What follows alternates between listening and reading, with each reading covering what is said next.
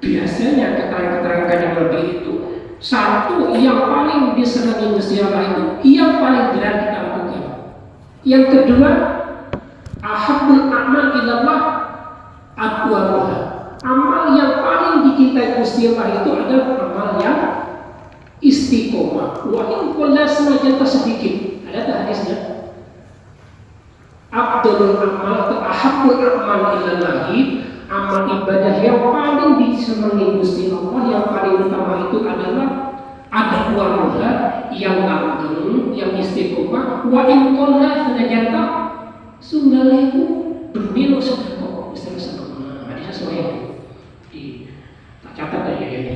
Ahabbul a'mali ilallahi adwamuha wa in qalla, hadis dari Imam Bukhari. Amalan yang paling disenangi Gusti Allah itu adalah yang istiqomah, tapi kan seperti macamnya sholat jamaah, walaupun hanya maghrib per isya atau yang penting kan istiqomah, misalnya maghrib per isya, syukur-syukur sesuai. Jemaah kan tidak harus 5 kali sehari semalam, dan yang kuat harus kuat seperti ini. Ya, pokoknya di atas 50% itu jemaah. Yang paling baik itu kan 5. Nah, katakanlah kita ambil 3, maghrib, isya, subuh jemaah, zuhur, asar dan 70. Karena sudah di atas 50%. Dan tidak bisa ya, satunya adalah isya dengan subuh. Itu aslinya itu.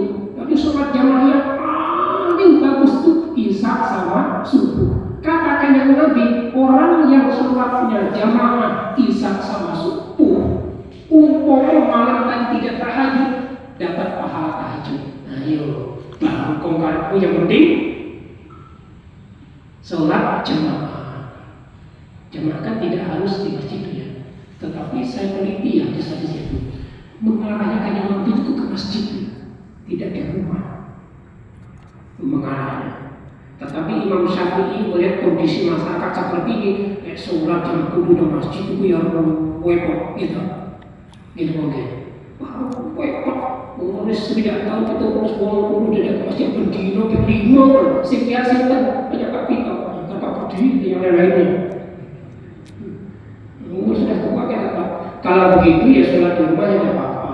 Imam Syafi'i kan dijelaskan jamaah itu tidak harus di masjid atau di mushola, tetapi yang paling afdol itu adalah di masjid atau mushola. Karena ada tambahan di samping dapat itu likur derajat, setiap langkah kita itu ada pahalanya lebih masalah. Lek bangsa perkara itu likurnya itu.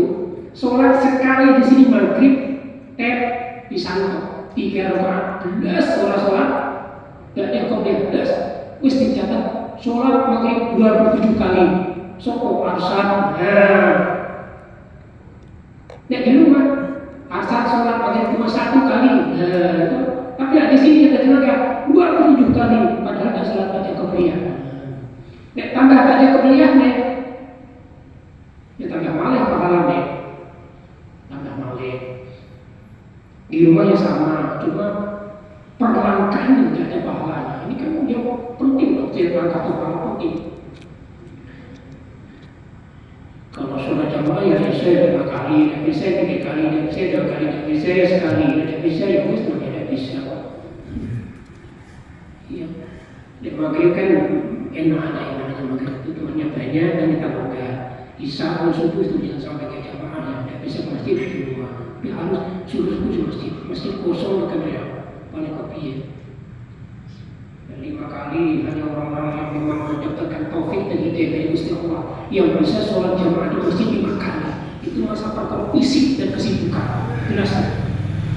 Yang sudah kuat kesibukannya sedikit, tetapi penghalangnya adalah fisik. Kalau masih muda, kesibukan kalau tutup toko, zuhur yang tutup, asal tutup lek, lagi tutup lek, wah, bukan gue lek, tutup terus lek. Saya tiap susah tuh asal, padahal asal itu sholat yang bagus di jamaah susah itu, karena ada urusan lain yang tidak bisa ditinggalkan. Ya, hanya jamaah di rumah, kalau anaknya sudah sebelum sholat. Kata Umar itu satu yang dirasakan setelah itu di antara kita ini adalah merahasiakan yang paling disenangi itu adalah memang rahasia, entah apanya itu. Makanya kita itu memperbanyak ibadah. Apa saja dilakoni, apa saja, jangan nggak sepele. Sehingga di sini dijelaskan bahwa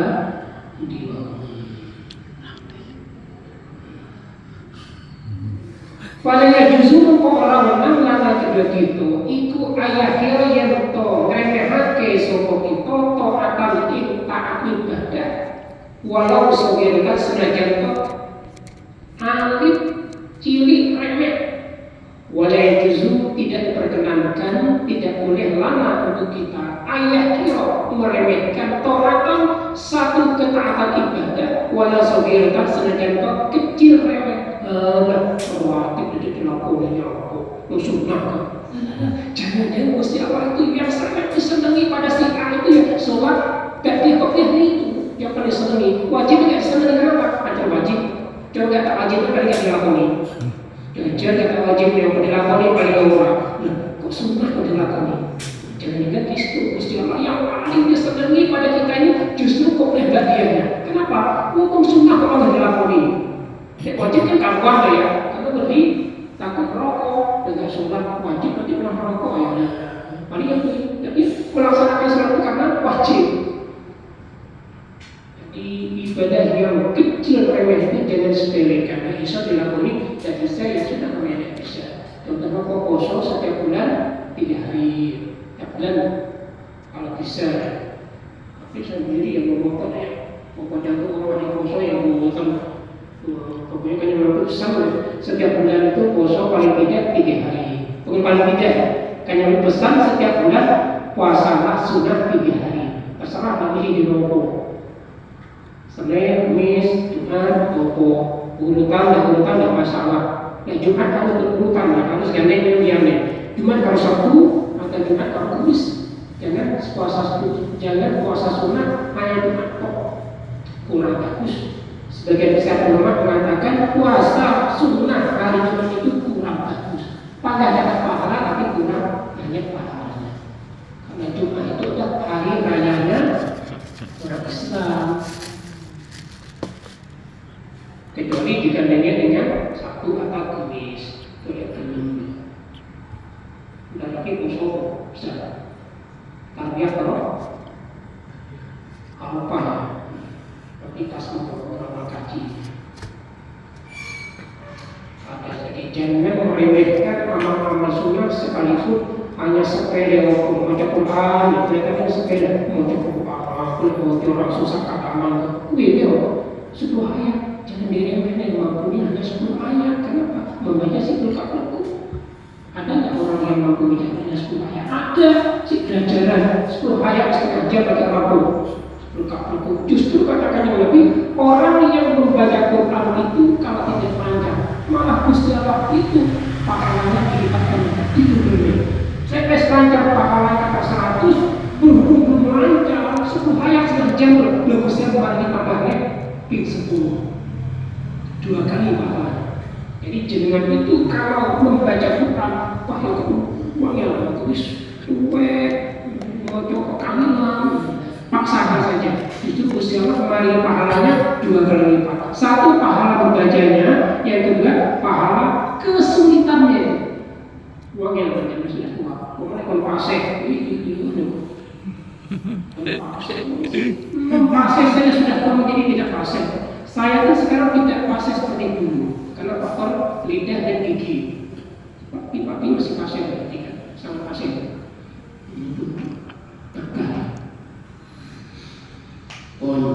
Kemudian sering salah dengan amal ada pastinya. Jadi setelah itu merahasiakan ibadah kita itu yang paling disenangi Gusti Allah itu tidak disampaikan kepada kanjeng Nabi. Kanjeng Nabi pun berrahasia juga tidak disampaikan kepada umat. Tidak. Entah itu sunnah, entah itu wajib. Tetapi kanjeng Nabi itu ada bicara sedikit. Ahabul amali ilallahi adwamuha wa intona.